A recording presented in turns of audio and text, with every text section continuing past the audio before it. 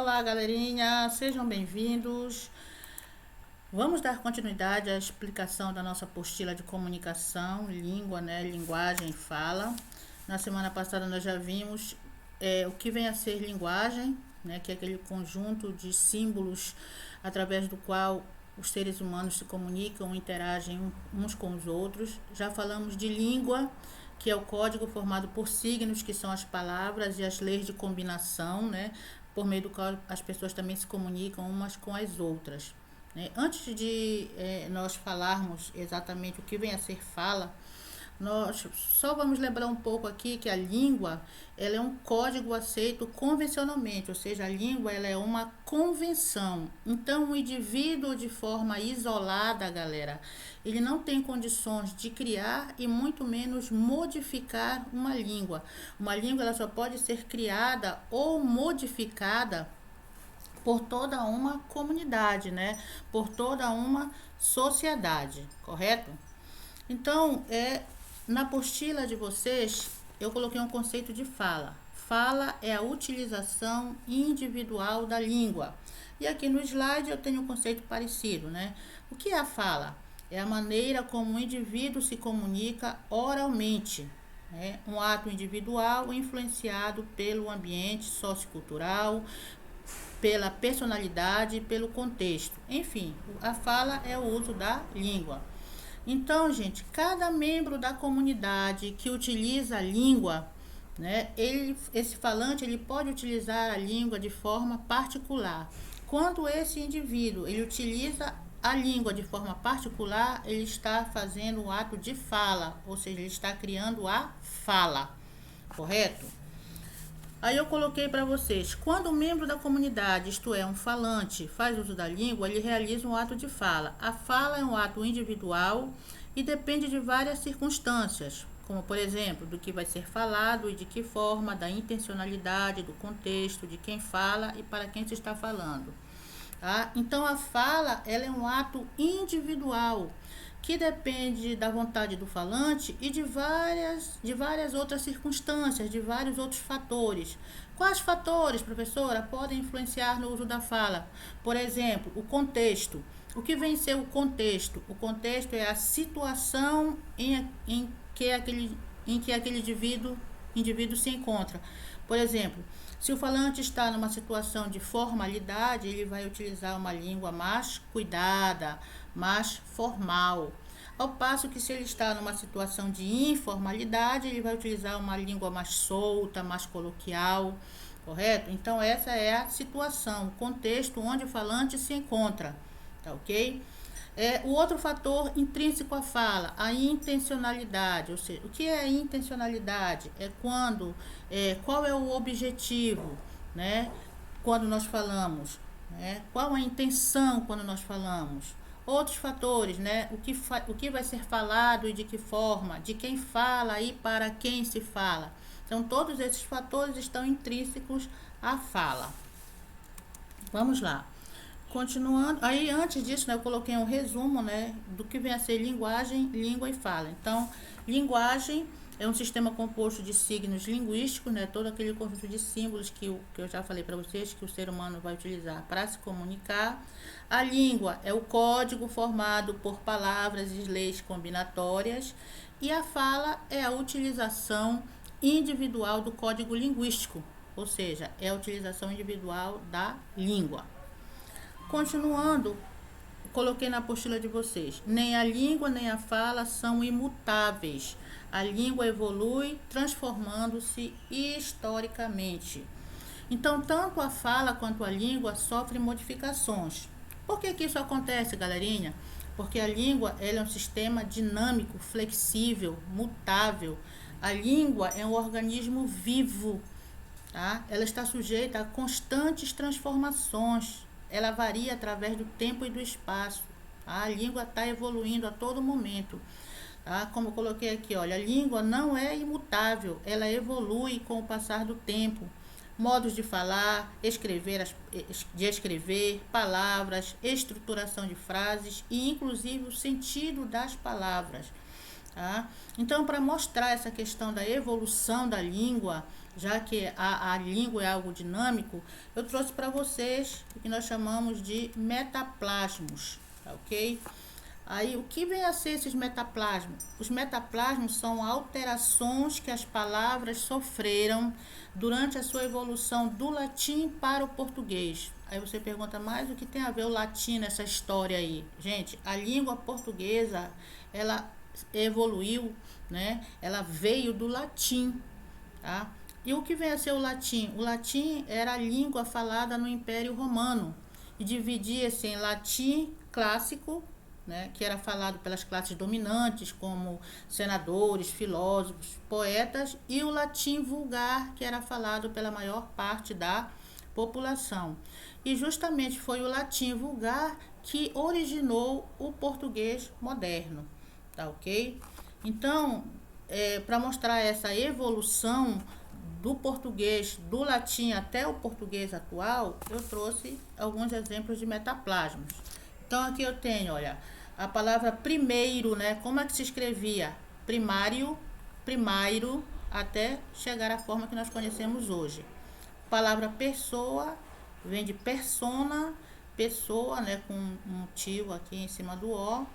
A palavra olho evoluiu de óculo, óculo, óculo, para a forma que nós conhecemos hoje, olho.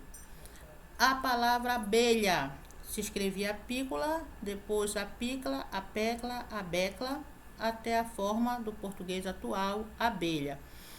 Professora, por que quem cria abelha se chama apicultor e não abelhocultor? Justamente porque a palavra abelha deriva, né, evolui de apícola, tá ok? Então, por isso que quem cria abelha se chama apicultor, tá? A palavra velho, vétulo, vétulo e velho. Lacte, light, e deu origem a leite. A palavra orelha, olha a evolução da palavra orelha, galera. Aurícula, aurícula, orécula. Por que quem tem problema auditivo precisa usar aparelho? Usa aparelho auricular, né? Auricular, porque a palavra orelha evoluiu de aurícula, tá ok? Então, aqui alguns exemplos de metaplasmos, que são essas alterações que as palavras sofreram da evolução do latim para o português. Na apostila também eu coloquei algumas palavras perdem ou ganham fonemas, outras deixam de ser utilizadas, novas palavras surgem de acordo com as necessidades, entre elas os empréstimos de outras línguas com as quais a comunidade mantém contato. Então aqui, olha, exemplos de palavras que ganharam fonemas devido a essa evolução da língua. Então eu trouxe aqui, ó, a palavra escudo, né, que se escrevia escuto, ganhou o fonema e o T foi modificado para D. Estare ganhou o fonema E perdeu o fonema E também, né? O E inicial aqui perdeu o E final, tá? Mas é como nós estamos falando aqui, né, de palavras que ganham, tá? Então, ganhou o fonema E aqui. A palavra espírito também ganhou o fonema E e o fonema U modificou-se para O. Humilde, né, que se escrevia humilhe, ganhou o fonema D. A palavra estrela ganhou o fonema E e o fonema R. Então, aqui é exemplo de palavras que ganharam fonemas. Palavras que perderam fonemas. Legale, né? Legale evoluiu para leal, então perdeu o fonema G e o fonema E. Legenda, que evoluiu para lenda, perdeu dois fonemas, o G e o E. Mal com U, né? Evoluiu de malo, então perdeu o fonema L. E mal com L, que se escrevia male, perdeu o fonema E. Mare, que evoluiu para mar, perdeu o fonema E. Correto, galera? Então, aqui exemplos de palavras que ganharam fonemas, palavras que perderam, devido a essa dinamicidade que a língua possui. Vamos falar de arcaísmos, né? O que são arcaísmos? Primeiro a gente tem que saber que arcaísmo deriva de arcaico, O que é uma coisa arcaica? Arcaica é uma coisa antiga, velha, ultrapassada, tá ok? Então, os arcaísmos em relação à língua portuguesa são aquelas palavras, aqueles termos que deixaram de ser usados, que deixaram de ser falados, mas que foram comuns em outros tempos, né? Em outras épocas. Tá? São palavras que caíram em desuso, não se fala mais devido a essa dinamicidade que a língua possui. A língua é dinâmica, a todo momento ela está se transformando, ela está evoluindo. Então, alguns exemplos de arcaísmos aqui, ó. A palavra também, né? Ou se escrevia quiçá, ou trocim, né? Usava-se antigamente, não se usa mais. E a forma hoje é também. Macambúzio, fulano está macambúzio, né? Vocês ouvem alguém falar assim? Fulano está macambúzio? Não, né? Fulano está triste. A botica, né? Que é a farmácia. E o boticário, o farmacêutico. Corpete, sutiã. Ceroula, cueca. Vosmicê, tá? O vosmicê tem variações. Vansuncê, vancê. E a forma como nós conhecemos hoje, você. Convescote, piquenique. Alcaide, prefeito, acepipes, petiscos, né? Cópia fotostática, ninguém diz hoje, né? Ah, eu vou ali na cópia fotostática, né? Vou à Xerox, né? Então a cópia fotostática era a Xerox. Então aqui alguns exemplos de arcaísmo, palavras que deixaram de ser usadas. A gente diz que são verdadeiros fósseis linguísticos, né, gente? Vamos falar de neologismo, né?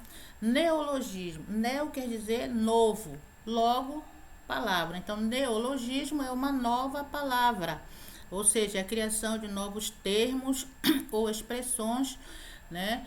Criados pela necessidade do falante. O neologismo ele pode ser criado a partir de palavras existentes na própria língua do país ou a partir de palavras estrangeiras. Então, vamos a alguns exemplos de neologismos aqui, ó.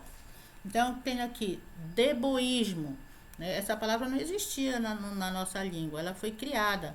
Então, o que é o deboísmo? É estar bem, viver de bem com a vida. Invivível, a palavra vivível, galera, ela já existia na língua, tá? Aí acrescentou-se o prefixo in, ficou invivível, né? Invivível é um lugar onde não se pode viver, né? A palavra panelaço, a palavra panela já existia, né? Aí acrescentou-se o sufixo aço, formou uma nova palavra, um neologismo. Miguxo também não existia, tá? Mitou, né? Mitou, ela é formada a partir do substantivo mito. Mitou é aquele que foi transformado em mito, tá ok? Então, aqui são exemplos de neologismos criados a partir de palavras que já existiam. Desculpe, galera. A partir de palavras que já existiam no nosso idioma. Esses exemplos aqui, criados a partir de palavras estrangeiras. Por exemplo, roqueiro. Roqueiro criado a partir do sufixo. Desculpe.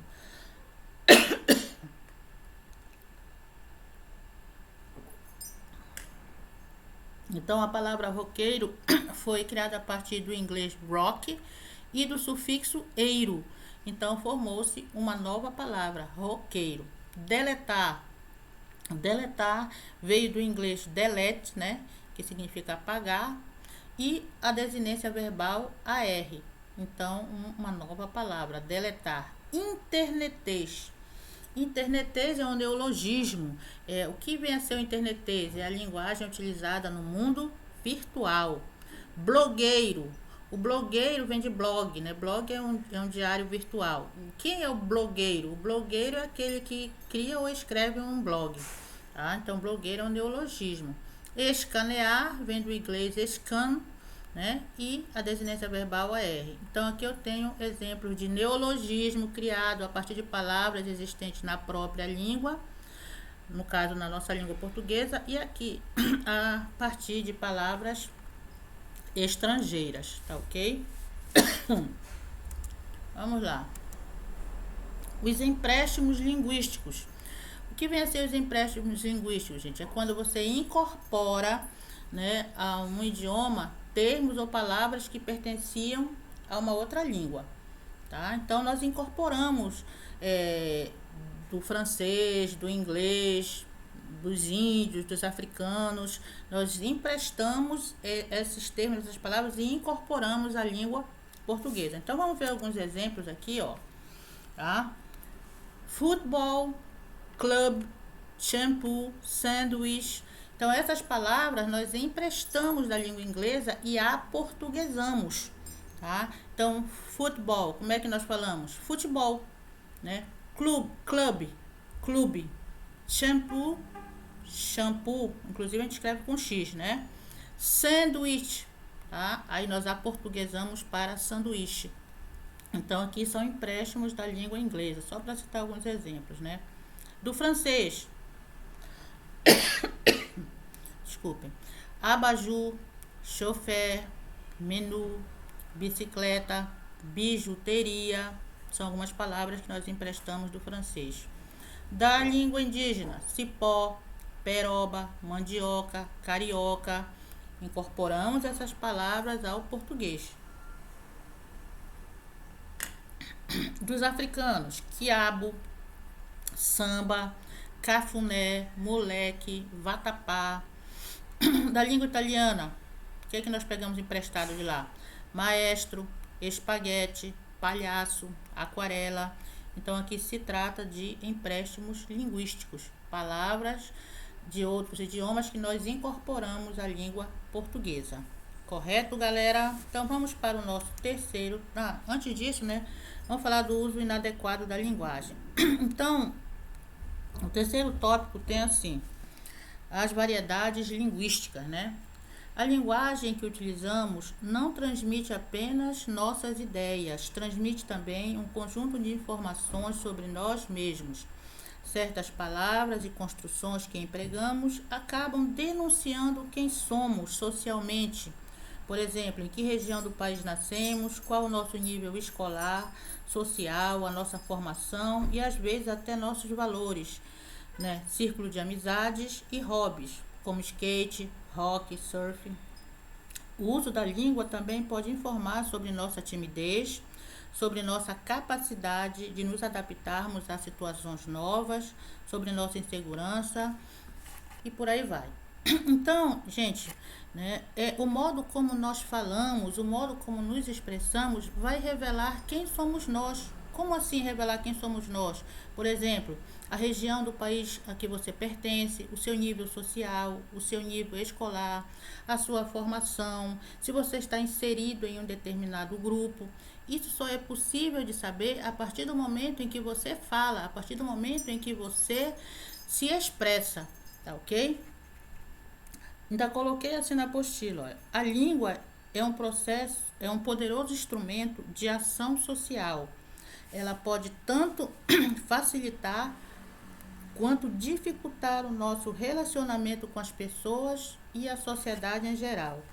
Então é assim, gente, a língua que te permite interagir com o outro é a mesma que pode causar ruptura. Como assim causar uma ruptura? Causar uma quebra nas relações sociais. Porque constantemente nós nos deparamos com situações de conflitos, né, geradas pelo uso inadequado da linguagem. Então, nós temos que utilizar a língua de forma adequada, galera, justamente, né, para não gerar essas situações de conflito, né, essas situações em que você não consegue se comunicar com o outro porque você usou a língua de forma inadequada, você não consegue se fazer compreender, tá? Então, vamos ver aqui um exemplo, olha, nesse slide. Olha o que este rapaz fala aqui. Veja que belos movimentos elípticos fazem essas ondas, meu caro amigo. Pega-las-emos nesse instante ou mais tardiamente? Então, a gente observa aqui que é uma linguagem, né, uma fala totalmente inadequada para a situação. Uma linguagem bastante rebuscada, bastante culta, né, para o contexto, para a situação onde eles se encontram, tá? Até o vestuário dele é inadequado, já que estão numa praia aqui, né, ele está todo aqui vestido de maneira formal enquanto que o rapaz aqui está como deveria estar, usando, né, bermuda, né, sem camisa, na praia, tá? Então, é uma linguagem inadequada ao contexto, à situação. Então, é isso que eu falei para vocês, a gente tem que procurar adequar a nossa situação, né, a nossa linguagem ao contexto, à situação onde nós nos encontramos, para não gerar essas situações de conflito, tá ok? Vamos em frente. Olha aqui, o médico falando com o paciente. Vocês acham que essa linguagem utilizada pelo médico é adequada? Não. Olha o que ele fala. De acordo com o laudo, você está com um processo de intumescência resultante de lesão inflamatória e necrose subcutânea. O modo como ele falou aqui, o paciente pensa até que está à beira da morte, né? Tanto que ele diz aqui, meu Deus, doutor, e quanto tempo eu tenho de vida? Ah, aí o que o doutor fala, não se preocupe, é só um furúnculo. Custava ele falar que era só um furúnculo, precisava usar uma linguagem culta, uma linguagem rebuscada para falar com esse paciente. É o caso de adequação da linguagem ao contexto, né? A situação onde você se encontra. Vamos ver aqui, olha aqui, né? Aqui um grupo de adolescentes, né? E a linguagem que eles estão utilizando é adequada à situação para eles, né? Mas a senhora aqui não está entendendo bulhufas, né? Não está entendendo nada. Rola, é nós, só, demorou, tá? Então aqui é um caso de inadequação da linguagem em relação à senhora aqui, porque ela não está conseguindo compreender, né, o que os jovens aqui estão falando. Tá bom, galerinha? Então vamos ao próximo tópico, que é a variação linguística, né? Na apostila, eu coloquei um conceito. Variação linguística são as variações que uma língua apresenta de acordo com as condições sociais, culturais, regionais e históricas, né, em que ela é utilizada. Bem, aqui cumpre a gente fazer um esclarecimento. Onde é que nós iniciamos o aprendizado da língua, galera? Nós iniciamos o aprendizado da língua, né, em casa, no contato com a família, concordam? Que é o primeiro grupo social do qual a criança faz parte. Então, em casa, no contato com a família, primeiramente a criança ela imita o que ela ouve, né, o que ela escuta. E aos poucos ela vai aprendendo as palavras, né, e as leis combinatórias da língua, né? Quando essa criança, esse falante, entra em contato com outras pessoas, seja na rua, na escola ou em qualquer outro local, ela vai perceber que nem todos falam da mesma maneira, não é isso?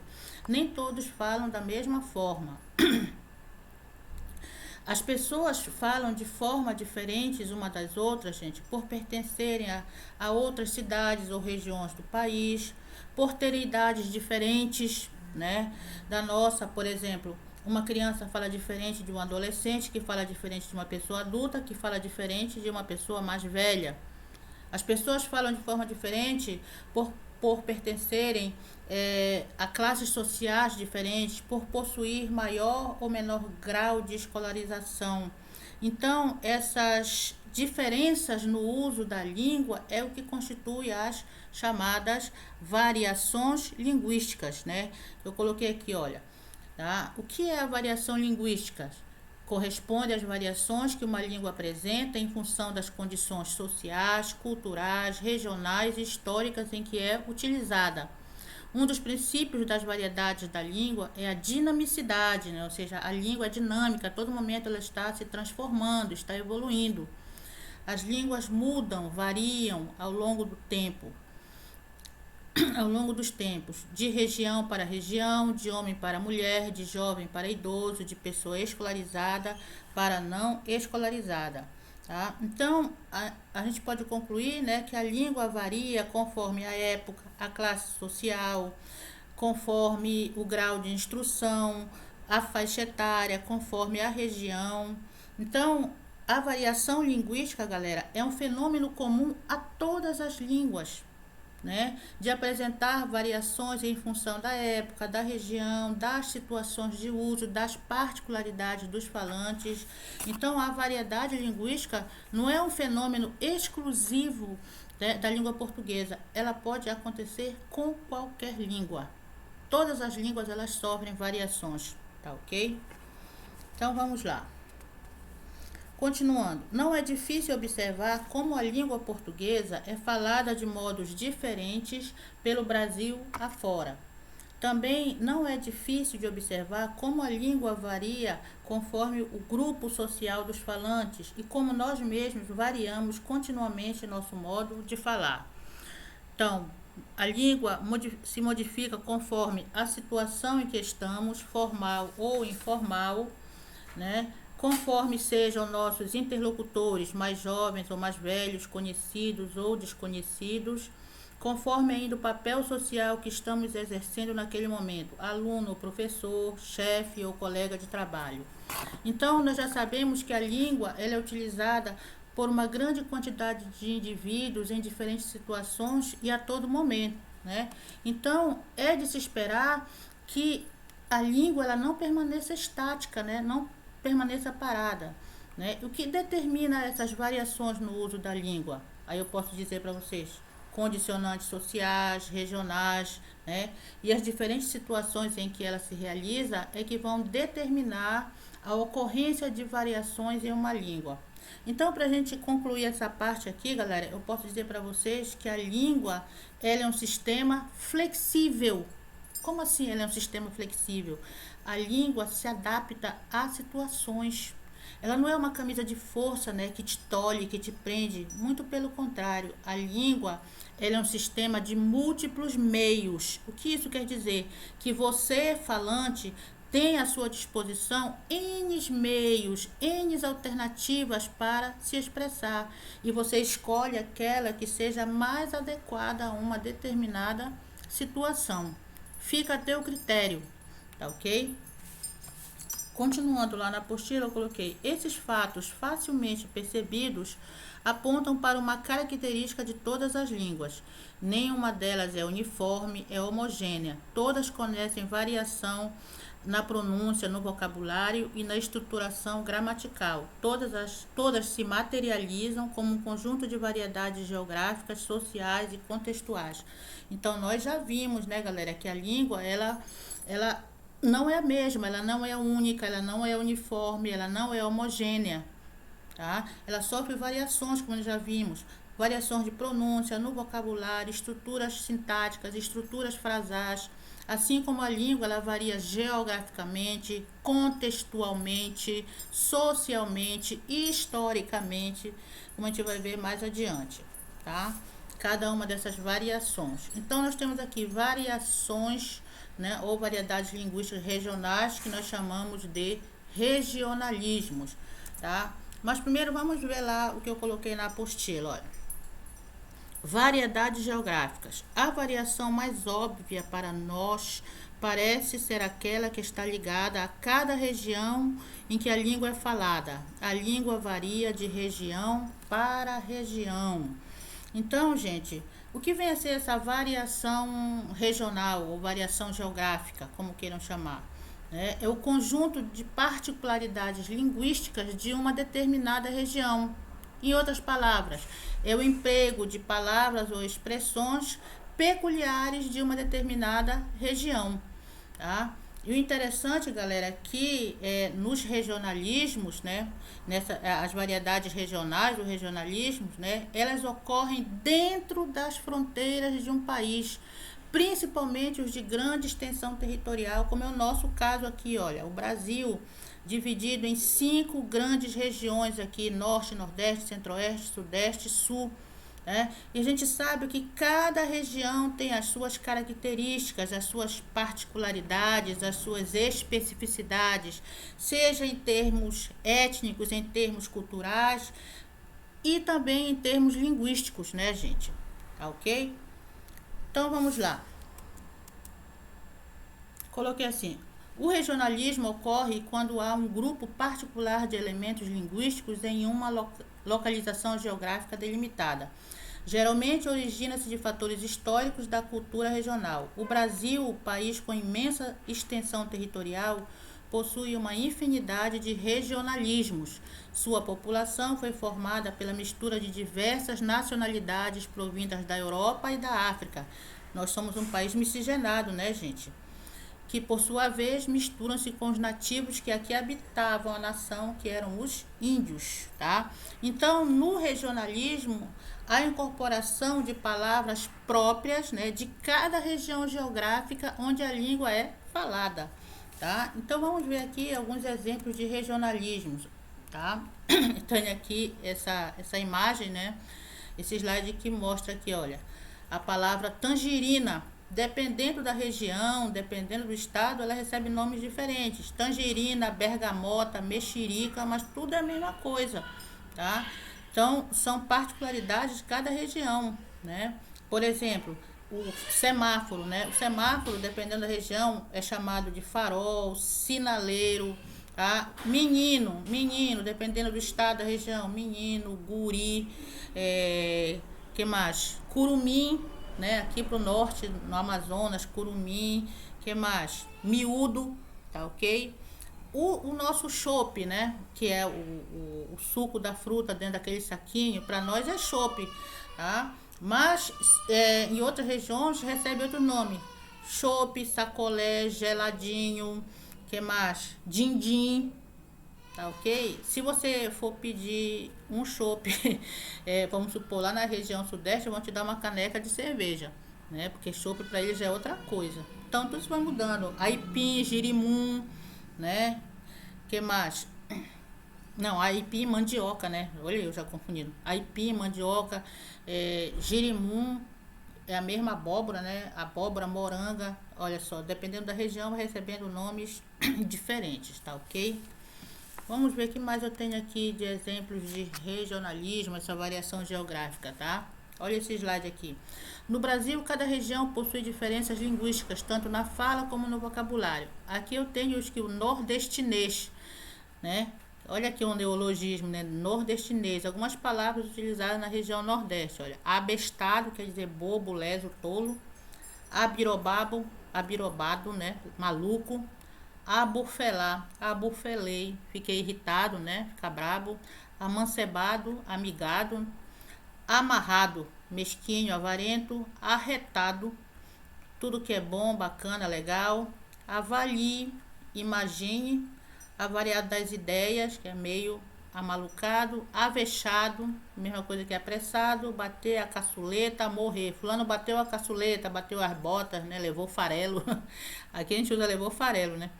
Bisonho, triste, calado. Brenha, né? Brenha é aquele lugar de difícil acesso, né? Briba, pequena lagartixa, né? Bruguelo, criança pequena. Aqui no Pará nós também temos, né, os nossos regionalismos, vocabulário paraense. Eu trouxe alguns exemplos aqui, né? Égua, né? Dependendo da entonação, esse égua tem vários significados, né? Pau-te-acha, lasquei-me, lembra da Ritinha, da novela? Lasquei-me. De rocha, né? Papudinho, pitiu, essa expressão aqui é bem típica do Pará, né? Pitiu. Então, olha aqui, galera, mais alguns exemplos, olha. Égua é a vírgula do paraense, né? Usada entre de mil frases ditas. Como nós usamos essa expressão, né?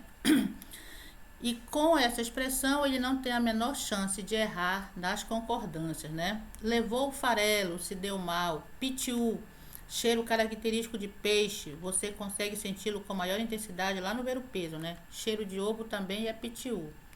Só te digo vai. Ó, isso é regionalismo, né? Nosso. Expressão usada pelas mães para chamar a atenção dos filhos mal ouvidos, quando não as obedecem, né? O moleque não quer obedecer à mãe, quer fazer o que ele bem entende, ela só te digo vai, né? Depois o pau te acha. Te acoca, né? Quer dizer, te abaixa. Muito palha, né? Muito ruim. Tuíra, é aquele pó da pele de quem não toma banho direito, né? Chega a ficar branco, aí tu passas assim a unha, aquilo chega a ficar branco, né? Mas como então? Me explique, por favor. Bora logo, né? Se apresse, bora embora. Vamos embora. Eu choro, né? Não tô nem aí pra ti. Te vira, dá teu jeito. São expressões típicas do Pará, né? Olha que o pau te acha, né? Toma cuidado. Filho de uma égua, filho da mãe. Égua, poxa vida, pai d'égua, excelente, beleza, legal. Mas credo, sai fora. Olha já, é mentira. Já me vu, né?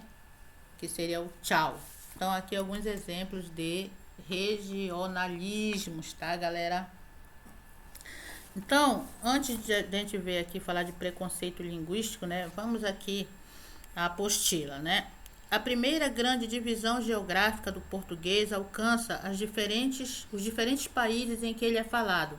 Fala-se diferentemente em Portugal, no Brasil, em Angola ou Cabo Verde, para citar 4 dos 8 países de língua portuguesa, tá ok? Então você tem aí um outdoor, né, onde tá assim, troque as bichas pelos bichos. Nós já vimos, né, galerinha, que a palavra bicha, né, tem um significado diferente aqui no Brasil e em Portugal, né? Enquanto para nós que bicha é homossexual, para lá bicha é fila. Então, esse outdoor soaria estranho para nós aqui, né? Porque aqui nós formamos o que? Filas, né? E não bichas, tá ok? Continuando lá na apostila, pode-se perceber facilmente que a maneira como o português é empregado no Brasil e em Portugal não é exatamente a mesma, assim como também é diferente nas regiões geográficas brasileiras e até numa mesma região. Tomemos como exemplo o Sudeste. Os falares de Minas Gerais e do Rio de Janeiro apresentam suas particularidades e distinções. Então, galera, de região para região do país, nós podemos observar diferenças no uso da língua, né? Até mesmo em cada um dos países de língua portuguesa, nós vamos observar um leque de variedades regionais. Em Portugal, que é um país minúsculo perto do nosso, né, há uma clara divisão entre os falares do norte de Portugal e do sul de Portugal, né? Basta uma simples palavra ou uma simples frase para a gente perceber que aquele falante pertence a um ou a outro grupo, né? Aqui no Brasil a gente já sabe, né, também até pela extensão do nosso território, que essa variação ela também ocorre, né? Essa variação linguística, essa variação regional, ela também ocorre. Por exemplo, é usual nós dizermos que o paraense fala de uma forma, que o paraibano fala de outro jeito, que o gaúcho fala de uma outra maneira, né? Então, essas variedades, elas podem ser identificadas, como eu já falei, na pronúncia, no vocabulário, em algumas estruturas de frases. Correto, galera? Vamos lá. Do mesmo modo, as regiões urbanas, né, e as regiões rurais também possuem vocabulário e pronúncias diferentes, bem como expressões típicas, tá? Então, dentro de uma mesma região, a gente também vai encontrar variações no uso da língua. Por exemplo, em São Paulo, né, há diferenças entre a língua falada na região urbana, ou seja, na cidade, e a língua falada na zona rural, no interior, né? No interior é muito claro, assim, a gente observa bem claramente o uso do R retroflexo. O que é esse R retroflexo, né? É quando a língua ela faz uma retroflexão, ou seja, ela se dobra para trás. Isso é bem típico do interior de São Paulo. Não só de lá, mas também algumas regiões do Paraná, né, do estado do Paraná, outras ali na região centro-oeste, Goiás. Então, por exemplo, em palavras como interior, amor, porta, torta, celular, isso aí é o R retroflexo, tá ok? Quando a língua ela se dobra para trás. Então, a gente percebe que dentro de uma mesma região, nós podemos encontrar variações no uso da língua. Não só de região para região, né? Dentro de uma mesma região também. Então, vamos lá. Um dado relevante merece destaque. As marcas linguísticas regionais participam ativamente dos processos de construção da nossa identidade. O modo como falamos a língua nos aproxima dos nossos conterrâneos, nos sentimos pertencendo a uma certa comunidade, pelo fato de, entre outros fatores, partilharmos o modo de falar ali. Ao mesmo tempo, nosso falar regional nos diferencia dos falantes de outras regiões. Assim, se mudamos de cidade ou se vamos passear ou trabalhar em outras regiões, logo as pessoas de lá percebem que somos de fora.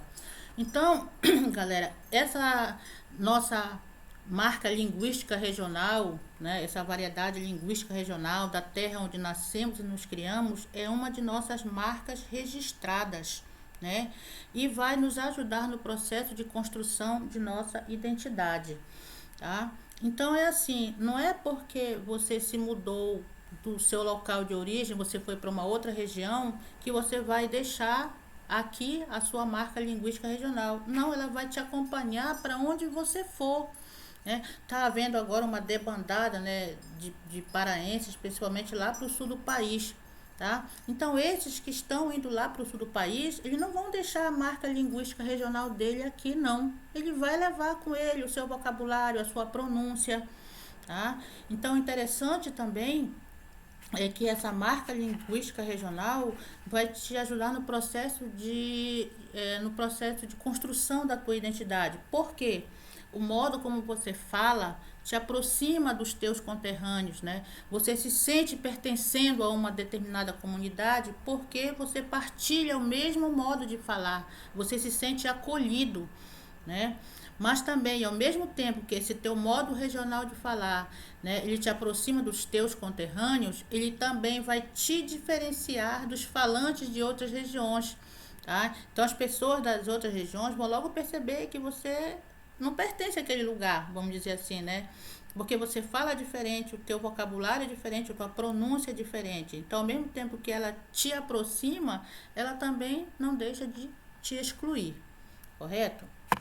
Bem, então agora vamos falar do preconceito linguístico, né? No entanto, algumas vezes acontece que a diferença se transforma em discriminação e as pessoas de fala diferente passam a ser alvo de pesados preconceitos sociais. Tá? Precisamos então estar sempre alerta. A discriminação social pelo modo de a pessoa falar é tão condenável como qualquer outro gesto discriminatório. É fundamental ressaltar isso, porque o preconceito linguístico, olha aqui o preconceito linguístico, né? Que a discriminação motivada pelo fato de o outro falar diferente está alastrado em nosso país, mas dele temos ainda pouca consciência, o que contribui para aumentar os seus efeitos nocivos. Entretanto, esse tipo de preconceito, assim como os outros tipos de discriminação, né, tem que ser veementemente combatido, né? Às vezes nós observamos que essas diferenças no modo de falar, galera, elas descamam para o lado do preconceito e da discriminação.